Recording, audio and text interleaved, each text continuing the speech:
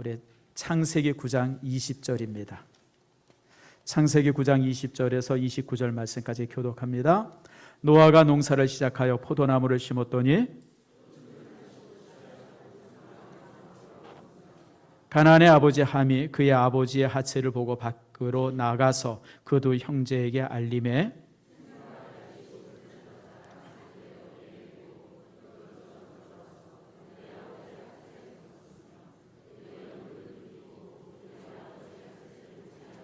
노아가 술이 깨어 그의 작은 아들이 자기에게 행한 일을 알고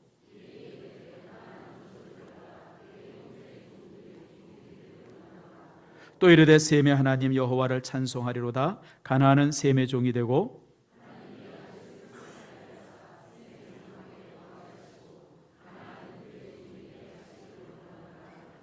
홍수 후에 노아가 350년을 살았고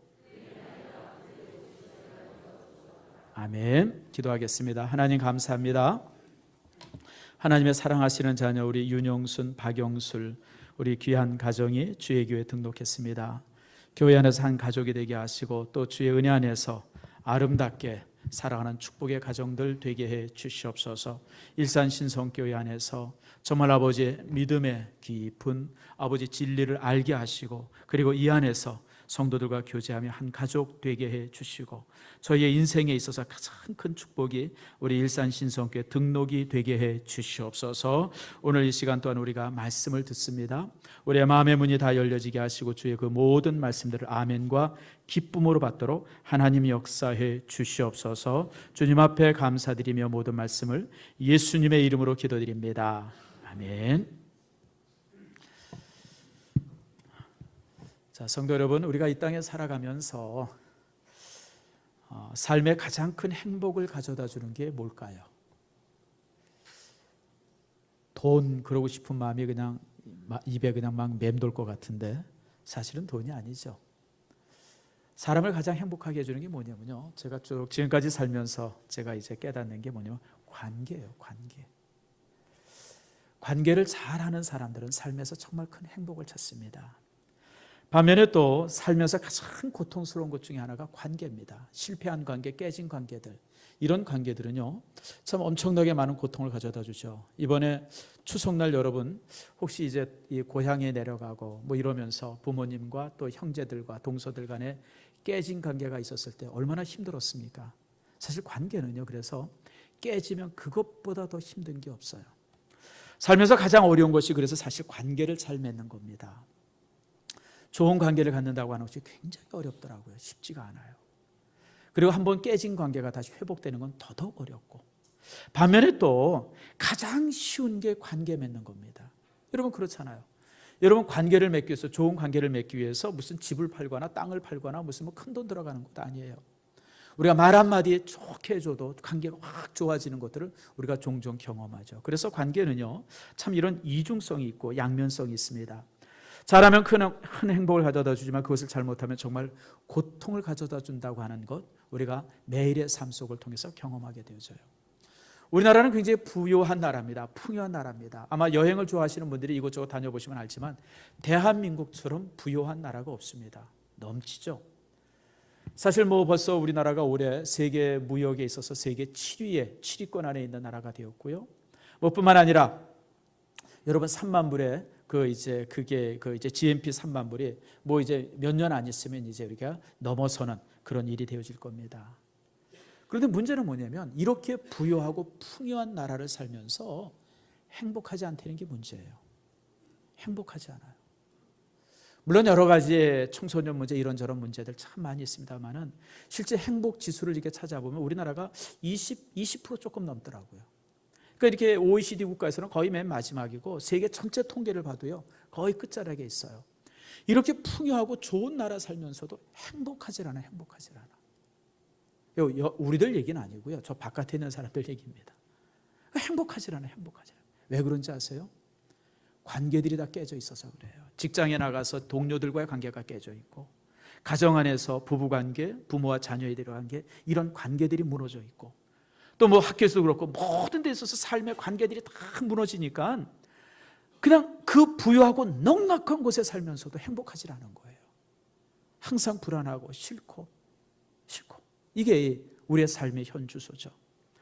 제가 재작년에 스리랑카라고 하는 곳을 가봤습니다. 거긴 특별히 타밀 사람들이 사는 그 지역은요, 너무 가난한 지역이에요.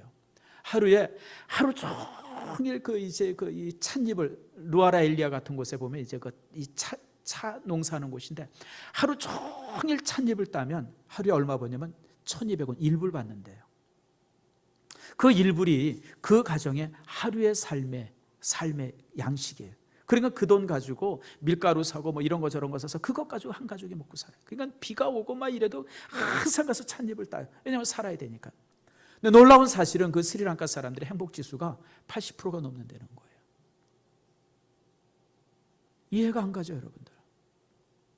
우리 집에 있는 옷 다 싸주고 신발 다 싸주면요, 한 마을이 다 입을 거예요. 아마 여러분 집도 마찬가지일 겁니다. 그들이 그렇게 가난하게 사는데 왜 행복하다고 말할까요? 관계예요. 가족의 관계가 끈끈하고요, 이웃과의 관계가 끈끈합니다. 비록 가난하지만 서로 사랑하고 염려주고 격려주고 살아요. 그러다 보니까 이 사람들이 그 극한의 가난 속에서도 서로 행복한 거예요. 그래서 여러분, 관계라고 하는 것은 정말 우리의 인생에 있어서 가장 중요한 원리가 되어집니다. 그래서 여러분, 삶이란 관계를 맺고 살아가는 것이 삶의 기초입니다. 저는 제 후배 목사들에게도 종종 제가 목회를 얘기할 때 항상 제가 중요하게 여기는 게 관계입니다. 여러분, 목사가 되어진다고 하면 제일 중요한 것이 말씀을 얼마나 많이 아느냐라고 하는 것이 중요하죠. 왜냐하면 내가 설교자이기 때문에 그래요.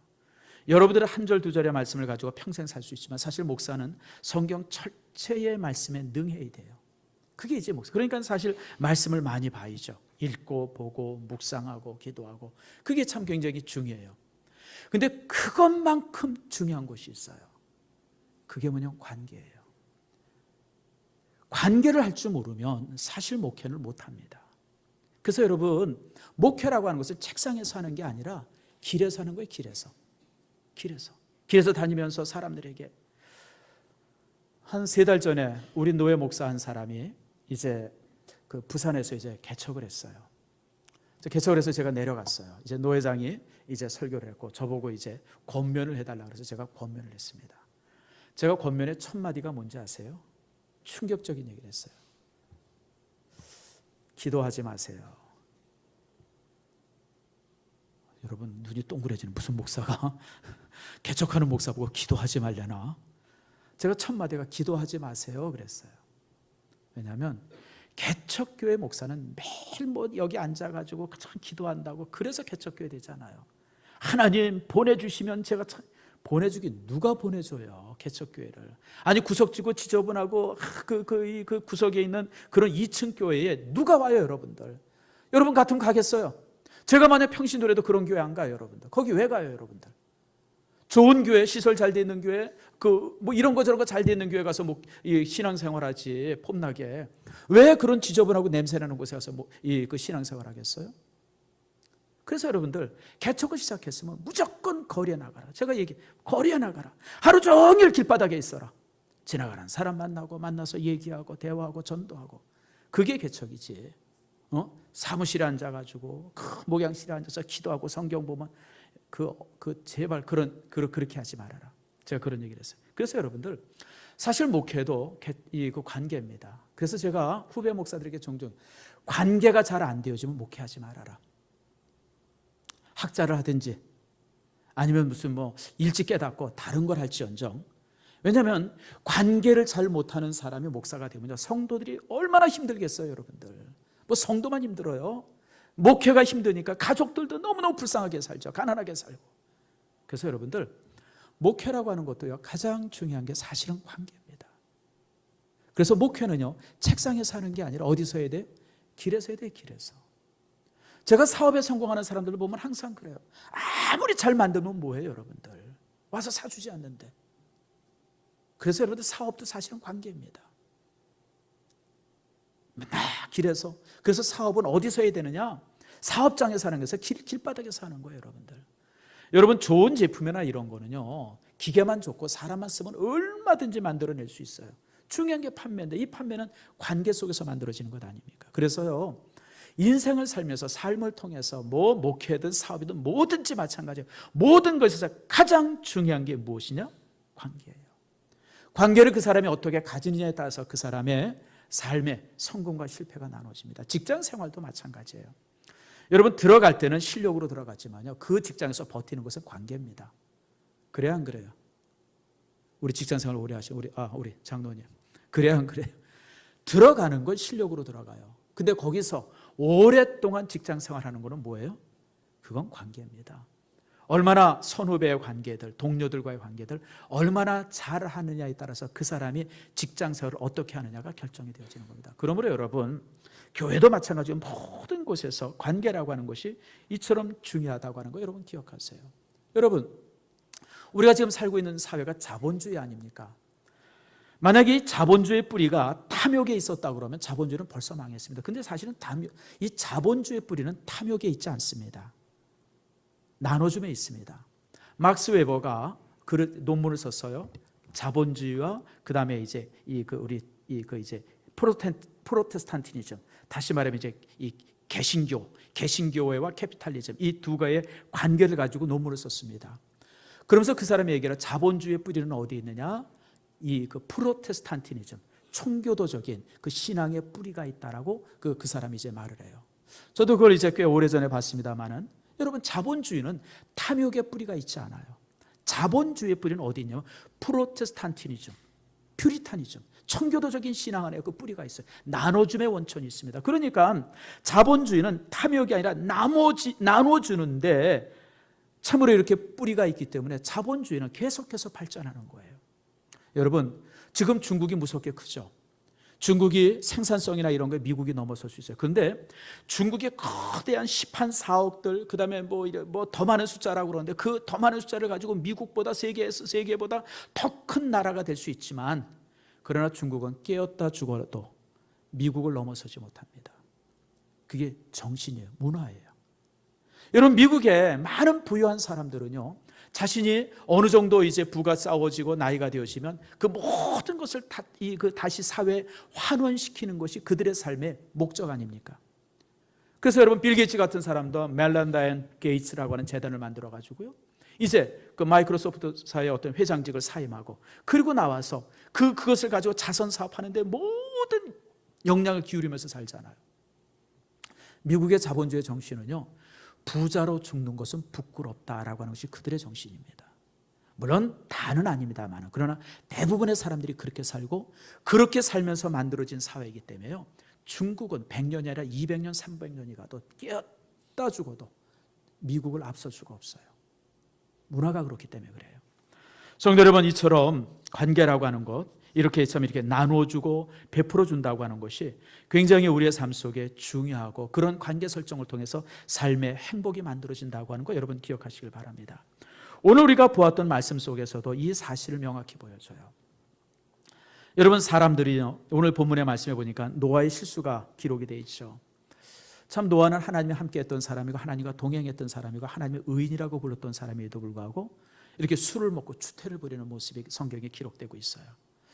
우리 같으면 좀 가려줄 것 같은데 성경은 가리지 않습니다. 그게 성경의 정직성입니다. 성경에 보면 굉장히 존중할 만하고 굉장히 믿음으로 따라갈 만한 사람인데도 그 사람의 그 추한 모습이 그대로 기록되고 있어요.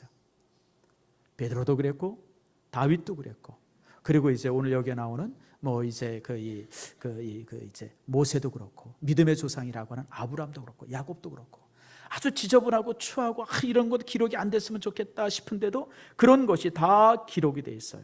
그것은 성경의 정직성입니다. 성경은 정직하게 기록합니다. 자, 그런데 이 사건이 단순한 노아의 실수만을 기록하지 않고 그런 노아의 실수 앞에 어떻게 반응하느냐라고 하는 것을 주목해서 기록해 주고 있습니다. 다시 말하면 우리가 이 땅에서 관계를 가지고 사람들과 막 교제하면서 사는데 내 주변의 사람들의 실수에 대해서 내가 어떻게 반응하고 있는가를 찾아보라고 하는 것이 사실 이 본문의 말씀의 중심이에요. 자, 한번 예를 들어볼까요? 노아가 실수해서 술을 먹고 장막에서 그냥 추태를 다 옷을 벗고 그냥 한번 대자로 뻗은 것 같아요. 이걸 누가 봤냐면 이제 함이 봤어요. 근데 22절 말씀에 보니까 참 이 말씀이 묘해요. 22절 말씀 한번 봅시다. 가나안의 아버지 함이 그의 아버지의 하체를 거기 뭐예요? 보고 밖에 나가서 그 두 형제에게 알림해. 여기 보고라고 하는 단어가 히브리어를 라라고 하는 동사로 쓰여집니다. 근데 이 라라고 하는 동사는요, 이 본다라고 하는 단어가 히브리어에 많은데 이렇게 흘끗 보고 지나간다고 하는 뜻이 아니라 라는 아주 자세히 바라보는 거예요. 자세히 살펴보는 거. 연구하는 사람이 자신의 어떤 것을 자세히 살펴본다.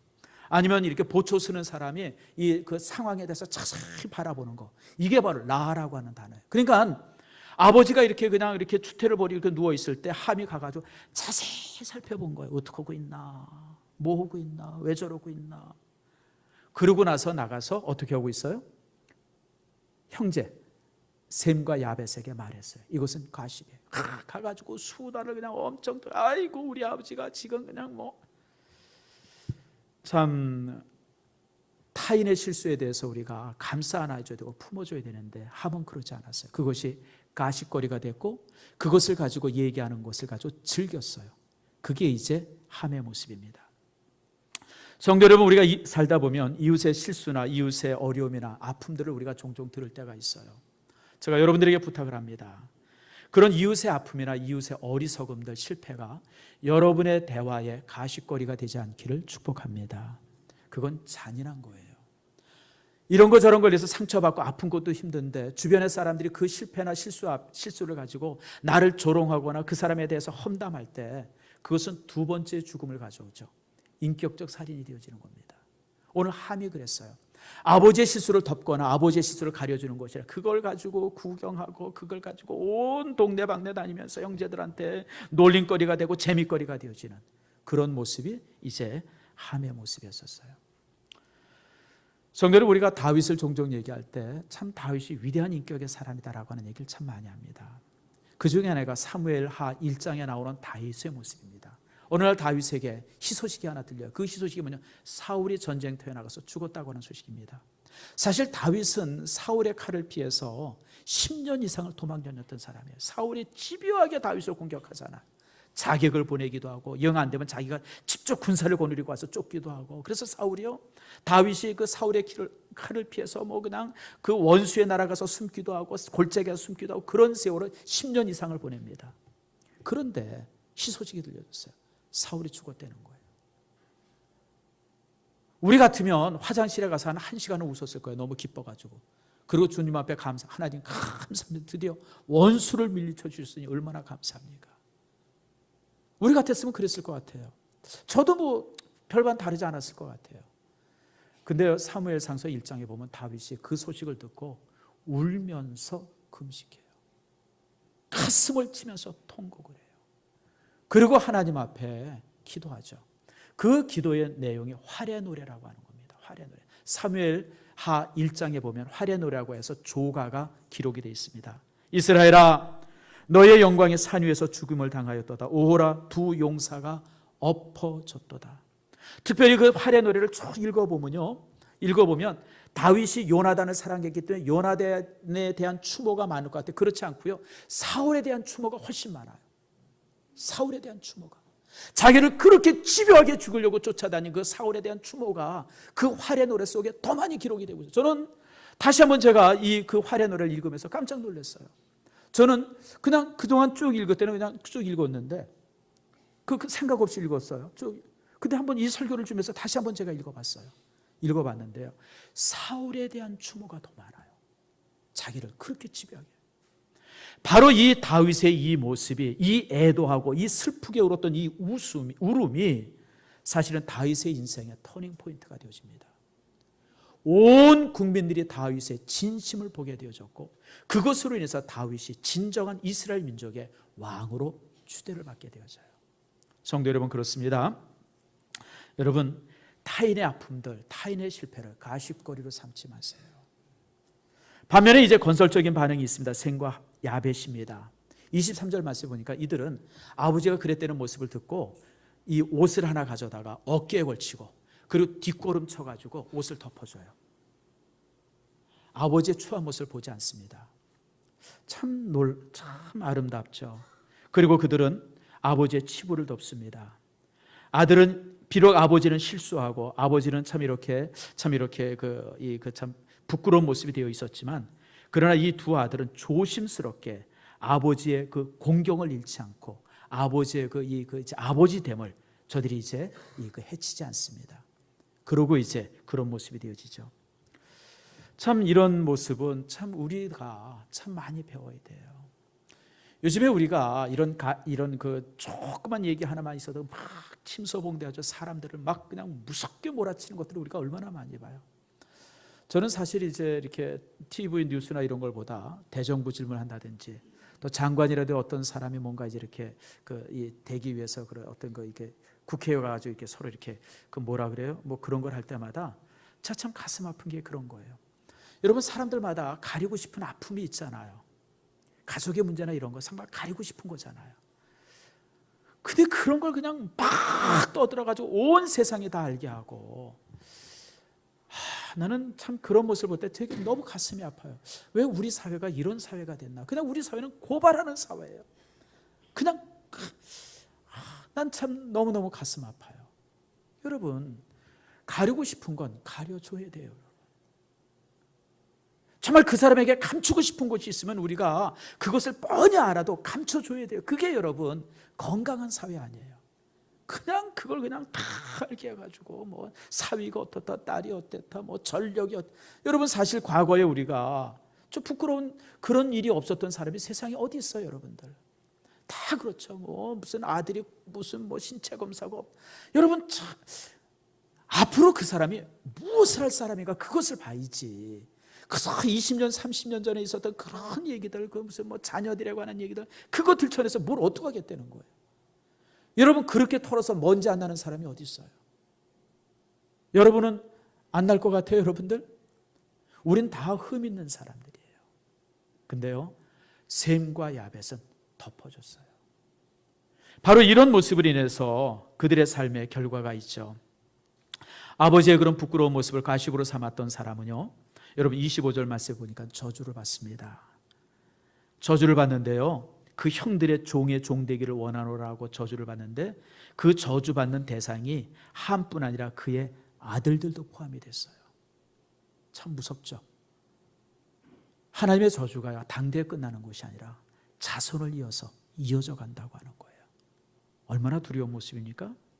아버지를 욕되하게 한 모습 속에서 그의 자녀들도 참 이렇게 고통받게 되어지고, 그 자녀들의 받는 모습을 보고 그 아버지가 또 이렇게 고통받게 하는 그런 참 무서운 벌이 그들에게 내려집니다. 반면에 셈과 야벳에는 그렇지 않죠. 셈에게는 뭐라고 그럽니까? 26절 말씀 보세요. 또 이르되 셈의 하나님 여호와를 찬송하리로다. 다시 말하면 하나님이 셈의 하나님이 되는 거예요. 다시 말하면 나는 셈 너의 하나님이 되겠다라고 말해요. 하나님은요, 비난하고 비판하는 사람의 하나님이 아니라 여러분 너그럽게 관용하고 감싸 안고 용서하고 덮어주는 사람의 하나님이 되겠다고 하는 놀라운 선언이죠. 뿐만 아니라 야벳에게서도 무엇을 축복합니까? 여러분, 야벳에게는 창대의 복을 내려줍니다. 성도 여러분, 참으로 이것이 우리가 가져야 될 관계를 잘 맺는 어떤 그 모습의 바로 이제 우리는 여기서 우리가 볼 수가 있어요. 성도 여러분, 우리가 살다 보면 수없이 많은 사건들을, 수없이 많은 얘기를 듣습니다. 그런 얘기 앞에 내가 어떻게 반응하느냐에 따라서 내 삶의 관계가 좋은 모습으로 맺어질지, 아니면 함처럼 그렇게 저주받는 관계 속에서 평생 살아갈지가 결정이 되어진다고 하는 겁니다. 특별히 저는 이 모습을 통해서 제가 여러분에게 우리가 이렇게 함처럼 실패하는 관계가 아니라 셈과 야벳처럼 성공하는 관계가 되기 위해서 가져야 될 윤리를 여러분에게 제시합니다. 그것이 빌립보서 4장 5절입니다. 다 한번 펴봅시다. 빌립보서 4장 5절 말씀 보세요. 다 피셨죠? 4장 5절 말씀을 같이 한번 읽겠습니다. 시작. 너희 관용을 모든 사람에게 알게 하라. 됐습니다. 거기까지. 너희 관용. 이 관용이라고 하는 것이 사실 우리가 이제 이 주변 사람들과 내 옆에 있는 사람들과 공동체 속에서 맺어질 관계인데, 그런 관계를 혼자만 가지지 않고 모든 사람에게 알게 하라라고 말합니다. 이게 중요해요.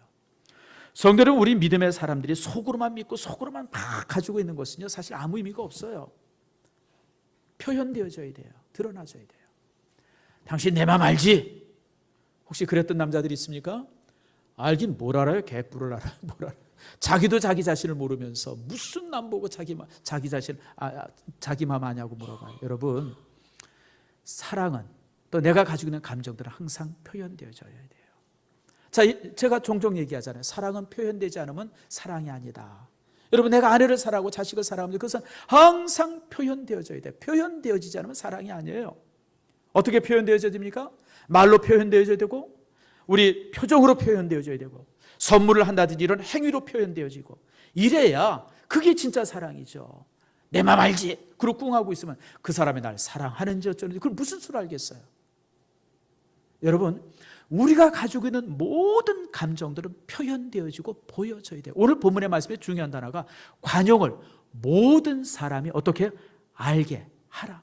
내가 가지고 있는 관용, 내가 가지고 있는 사랑, 내가 가지고 있는 이해와 용서, 이런 모든 것들을 주변의 사람들이 다 알도록 하는 것, 이것이 바로 여러분 오늘 이제 이런 어떤 이제 관계의 어떤 시작점이고 관계의 어떤 주안점이 초점이 되어지는 겁니다.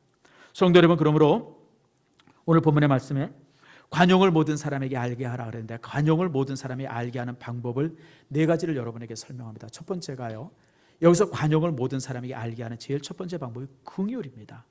관용이라고 하는 말은 다른 말로 표현하면 긍휼입니다. 불쌍히 여기는 거예요. 우리가 정말 넓은 마음을 가지고 불쌍히 여겨주는 것, 내 옆에 있는 내 주변에 있는 사람을 불쌍히 여겨주는 것이 관용이에요. 헬린 하이웨인이라고 하는 그분이 그런 얘기를 했어요. 그 책에 긍휼이 뭐냐? 긍휼은 함께 살아가는 방식이라고 그랬어요.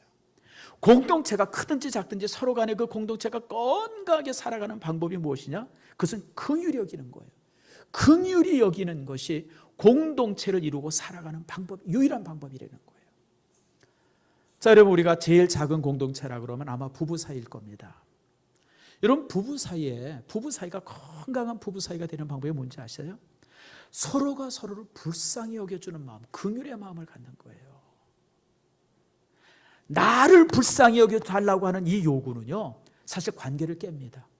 제가 보니까 그래요. 내가 얼마나 수고하고 내가 얼마나 열심히 했는데 왜 나를 불쌍히 여겨주지 않냐고 상대방에게 요구하면요, 그 관계는 깨지게 돼 있어요. 좋은 관계는요, 내가 그를 불쌍히 여겨주는 거예요. 예를 들어 봅시다. 남편이 직장에서 돌아왔어요. 그럴 때 아내가 돌아온 남편을 보고 아이고 얼마나 수고했어요 여보 뭐 이러면서 위로해주고 격려해주고 다리도 주물러주고 그러면요, 그 가정은요, 내가 볼 때 1000년도 같이 살아요. 그런데 남편이 직장에서 돌아오면서 뭐라 그러면 아이고 몇 푼 벌어다 주면서 되게 위세하네 뭐 이러고 이제 그러면요, 얼마 못 가요 여러분들. 관계가 깨지는데. 여러분, 남편도 마찬가지. 직장에 들어와가지고 아내 보고 아이고 나 없는 사이에 애 키우느라고 집안 치우느라고 이런 거 저러고 얼마나 고생했어, 이런 불쌍한 마음을 가지고 아내를 바라보는 가정은요 1000년 살아요.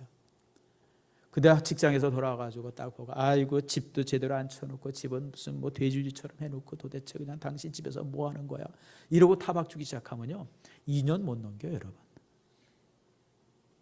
여러분, 관계란 서로가 서로를 불쌍히 여겨주는 거예요. 그게 여러분 이 관용을 보여주는 거예요. 관용을 보여주는 첫 번째가 불쌍히 여겨. 여러분, 하나님께서 우리를 사랑하시되 우리가 하나님부터 사랑받을 만한 자격이 뭐가 있어요? 하나도 자격이 없음에도 불구하고 하나님은 우리를 사랑해 주시잖아요. 그게 긍휼히 여김이에요. 내가 그만한 자격이 있어서 받는다 그러면 그건 긍휼이 아니죠. 그건 조건이에요. 그건 당연히 받는 거예요. 근데 여러분, 우리는 하나님부터 받을 만한 자격이 전혀 없는데도 주님께서 우리를 사랑해 주시잖아요. 그래서 긍휼인 거예요. 하나님의 사랑의 본질은 긍휼이에요. 예수님의 사랑의 본질도 긍휼 아닙니까? 주님이 십자가에 못 박히실 때 자신의 손과 발에 못을 박는 사람을 향해서 주님이 뭐라 그랬어요? 하나님, 저들의 죄를 용서해 주시옵소서. 자신들이 무엇을 하는지 모릅니다라고 얘기하잖아요. 예수님의 사랑의 본질도 사실은 긍휼이에요. 불쌍히 여기는 거예요. 성도 여러분, 우리가 이 땅에 살아가면서 항상 내 주변의 사람들, 내 옆에 있는 사람, 내 아내나 남편이나 자식이나 나와 함께하고 있는 모든 사람들 항상 불쌍히 여기세요. 제가 좋아하는 목사님이 한 분 있습니다. 독일 사람 보네퍼입니다. 그분이 쓴 옥중서신이라고 하는 책이 있어요. 감옥에 있으면서 제가 이제 글을 쓴 건데, 제가 그 글을 읽으면서 참 놀라운 것을 발견해요. 가끔 그 글 속에 뭐가 나오냐면 자기를 가두고 지키는 군인들에 대한 긍휼이 있어요. 자, 여러분 한번 물어봅시다. 간수가 죄인을 긍휼히 여겨야 돼요? 죄인이 간수를 긍휼히 여겨야 돼요? 누가 누구를 긍휼히 여겨야 돼요? 당연히죠, 여러분들. 혹시 간수가 죄인은 불쌍히 여길 수 있어요. 근데 여러분, 죄인이 감옥에 갇혀있는 보네퍼가 자기를 지키고 있는 군인들을 불쌍히 여기고 있는 거예요. 그게 성도예요.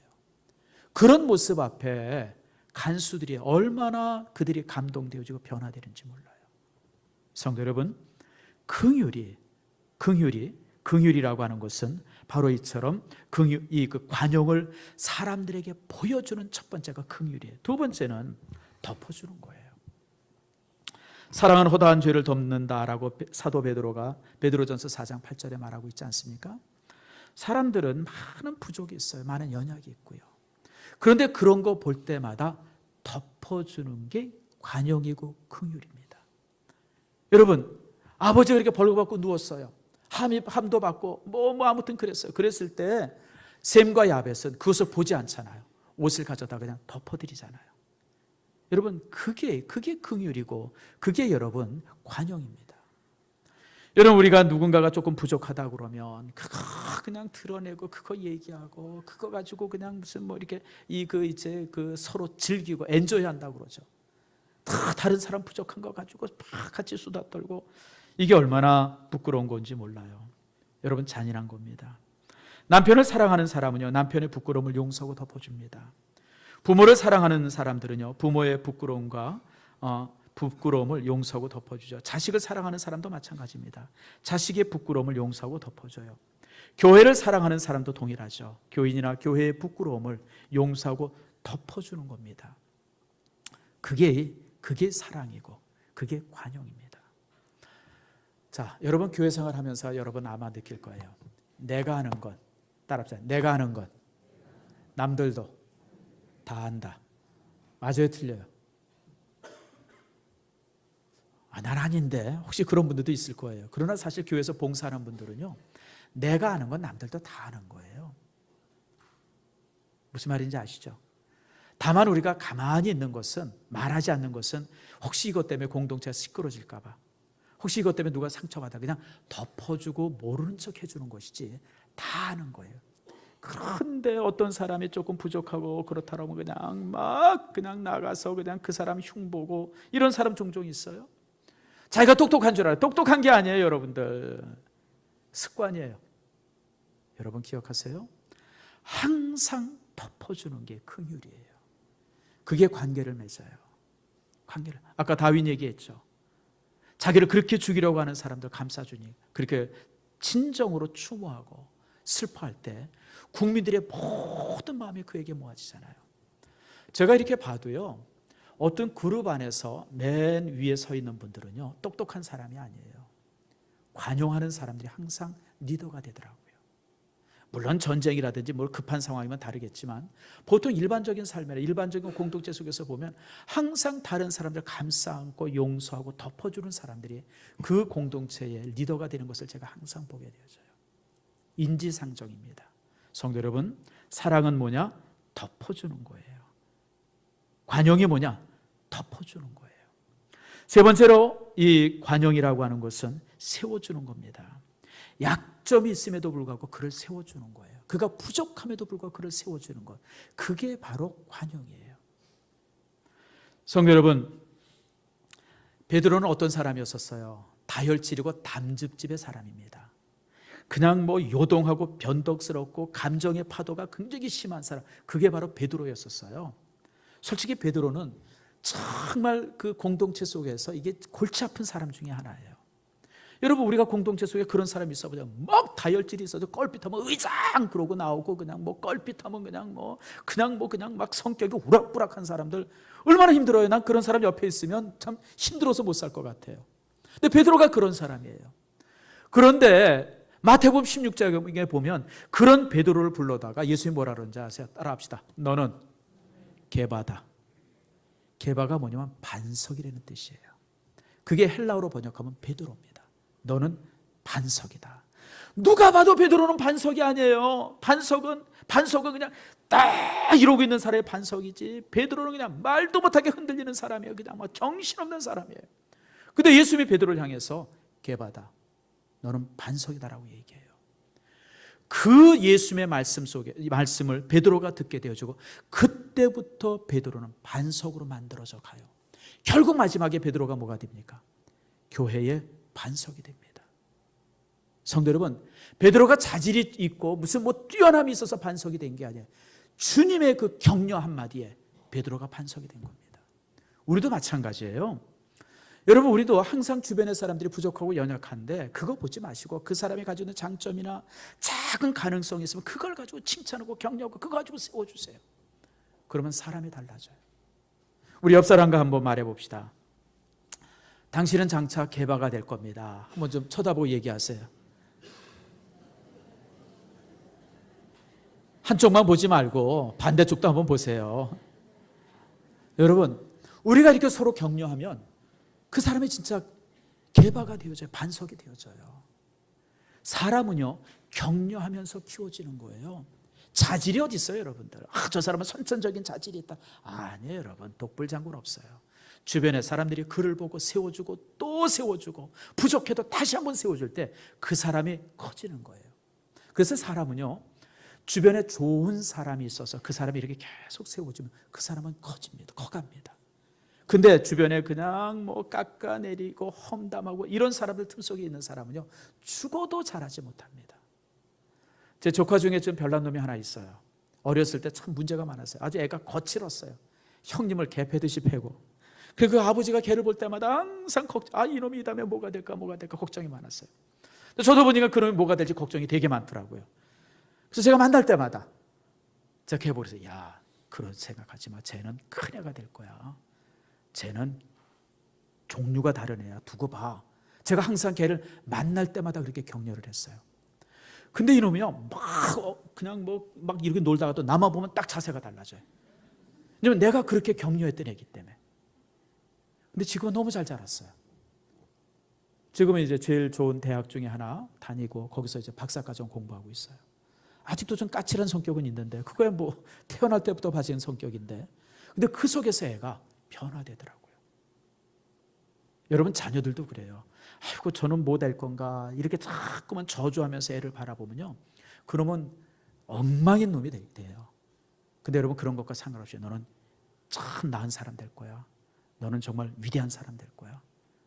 너는 정말 더 나은 사람이 될 거라고 격려하면요, 아이는 그렇게 변합니다. 저는 그래서 영화부도 그렇고 유치부도 그렇고 또 유초등부도 마찬가지, 애들 볼 때마다 항상 격려해요. 왜 격려하냐면 걔가 그런 사람이 되기를 소망하기 때문에 그래요. 여러분, 항상 격려하세요. 부부 사이도 격려하세요. 부모와 자식 사이도 항상 그래야 되고, 교회 안에서도 항상 그럼에도 불구하고 세워줘야 돼요. 마지막으로 하나 더 봅니다. 관계가 잘하려면 관용을 모든 사람이 알게 하는 마지막 방법입니다. 그것은요, 규칙이나 법칙이나 원칙이라고 하는 일반성을 초월하는 은혜로움을 가지고 사람을 대하는 거예요. 자, 예수님 앞에 요한복음 8장에 보면 간음하다 걸린 여자가 끌려왔어요. 동네 사람 가운데 탁 내쳐놨어요. 주변에 모든 사람이 돌을 들었어요. 왜냐하면 율법에 의하면 간음하다가 걸리면 어떻게 돼요? 돌로 쳐서 죽이게 돼 있어요. 그게 법이에요. 원칙이에요. 율법이에요. 지금까지도 수없이 많이 그렇게 죽었고 또 앞으로도 죽을 것이고 그렇게 지금도 죽이고 있어요. 자, 예수님에게 묻습니다. 자, 예수님, 이 여인을 돌로 쳐서 죽일까요 말까요? 법대로 할까요? 법대로 하지 말까요? 라고 묻는 거예요. 그때 예수님이 뭐라 그래요? 뭐라 그래요? 죄 있는 자가 먼저 돌로 쳐라. 무슨 얘기인지 아시죠? 돌로 치는 건 법이에요. 돌로 치는 것은요, 그것은 옳은 거예요. 당연히 그렇게 해야 돼요. 그런데 그 돌로 치는 것보다 더 큰 게 있어요. 그게 뭐죠? 관용이에요. 돌을 내려놓는 거예요. 살면서 법, 원칙, 원리 이런 거 말하지 마세요, 여러분들. 그건 여러분이 얘기하지 않아도 다 알아요, 여러분들. 난 그리고 그런 거 얘기하는 사람은 솔직하게 좀 싫어요. 법 그러지 마세요. 원칙 그러지 마세요. 그것보다 훨씬 더 큰 가치가 있어요. 그게 뭐냐면 관용이에요. 직장 안에서 그렇고 가정 안에서도 그래요. 뭔가 부족하고 실수하고 실패한 사람이 있어요. 법적으로 말하면, 원칙적으로 말하면 당연히 책망해야 되고, 아니면 무슨 감원해야 되고, 무슨 감봉해야 되고, 무슨 뭔가 방법을 취해야 돼. 그러나 그것보다 훨씬 더 큰 가치가 있어요. 그것이 바로 관용하는 거예요. 그냥 용서해주고 넘어가 주는 거예요. 그게 사람을 만들어요. 저도 그랬던 기억이 나요. 제가 우리 집에 자전거가 하나 있었어요. 초등학교 때. 여러분, 초등학교 때 자전거 하나가 얼마나 큰 겁니까? 아버지 몰래 그 자전거 타고 온 동네 도는 게 최고의 그냥 아무튼 그 기쁨이었었어요. 그 자전거를 열심히 타다가 그냥 넘어졌어요. 그래가지고 호크가 부러졌어요. 호크라는 거 알죠? 자전거 앞 타이어 이렇게 됐다, 이렇게 됐다, 여기가 딱 부러졌어요. 야, 이제 어떻게 해요? 죽었구나. 이 매를 무슨 수로 담았나. 그리고 집에다 갖다 놨어요. 아버지가 아무 말 안 하고 그냥 지나가시더라고요. 난 지금도 그게 기억이 돼요. 또 한 번 그런 기억이 있어요. 우리 어렸을 때 이불 깔고 레슬링 얼마나 많이 했어요. 그저 기밀 레슬링 하느라고 그냥 정신없이 그러다가 장에 있는 유리를 깼어요. 그냥 왕창. 또 죽었구나. 근데요, 아버지가 아무 얘기 안 하고 넘어가시네. 난 지금도 그 두 개가 기억돼. 우리 아버지에 대한 가장 좋은 기억이 그 두 가지예요. 분명히 종아리도 때릴 수 있고 그냥 이놈의 자식 그냥 죽여 살려 얼마든지 야단칠 수 있었는데 아버지가 그걸 그냥 넘어갔는데요. 지금도 아버지에 대한 그 기억이 내 마음에 남아있어요. 그때 그냥 넘어가셨지. 여러분의 삶도 마찬가지예요. 아이들이 실수하거나 주변에 실수한 사람들 다 알아요. 자기가 잘못한 거 다 알고 자기가 실수한 거 다 알아요. 근데 여러분들이 그냥 넘어가 주는 거, 그게 관용이에요. 여러분들 몰라서 그냥 넘어갔나? 세상에 그렇게 바보 같은 사람이 다 알아요. 여러분들, 성도 여러분, 이게 관계입니다. 이런 관용을 주변 사람에게 알게 하는 것, 그것이 바로 관계 맺음에 있어서 원리입니다. 다시 말씀드립니다. 긍휼히 여기는 거예요. 덮어주는 거예요. 그럼에도 불구하고 세워주는 거예요. 그럼에도 불구하고 모른 척 해주는 거예요. 그냥 넘어가 주는 거. 원칙이나 원리, 무슨 그런 것보다, 옳은 것보다 더 중요한 것은 넘어가 주는 거예요. 모른 척하고. 그게 바로 이렇게 이제 관용. 이게 관용의 원리입니다. 성도 여러분, 이렇게 우리가 공동체 속에서 살아갈 때 저도 그렇고 여러분의 삶은 살아있는 복음이 되어져요. 리빙 가스플이 되는 겁니다. 왜 우리가 성경을 말씀하고 복음을 얘기하는데 사람들 앞에 그게 이렇게 안 들려지는지 아세요? 그 사람들이 아주 악하고 견고하고 바위돌 같아서가 아니에요. 전하는 우리의 언어가 무뎌서 그래요. 활이라고 하는 것이 어때요? 가운데 앞날이 날카로워야 그냥 탁탁 가서 베끼는 거 아니에요. 뭉툭한 덩어리가 돼서 쏘면 그 어디 가서 베끼겠어요, 여러분들? 수수깡 가지고 아무리 쏴도 사람이 죽습니까, 여러분들? 무슨 얘기냐면 저와 여러분의 삶이 정말 살아있는 복음이 되어질 때 쉽진 않죠. 그러나 그러려고 애쓰는 모습 속에서 우리가 정말 그렇게 이 공동체 속에서 살아갈 때 우리의 한마디는 날카로운 칼이 되어지고 날카로운 살이 되어지는 거예요. 여러분, 우리가 전도하려고 그러는데 그 사람이 전혀 안 들어요. 그 사람이 완악해서가 아니라 솔직히 얘기하면 우리의 날이 너무 무뎌서 그래요. 여러분들, 성도 여러분, 우리가 이제 참 여러분들의 삶이 정말 이렇게 살아있는 복음이 되어져서 여러분이 세상에 나가서 누구에게 무엇을 말하든지 간에 그 한마디 한마디가 바위덩어리 같아지기를 소망해요. 큰 방망이 같기를 원합니다. 그게 바로 삶에서 주어지는 힘이에요.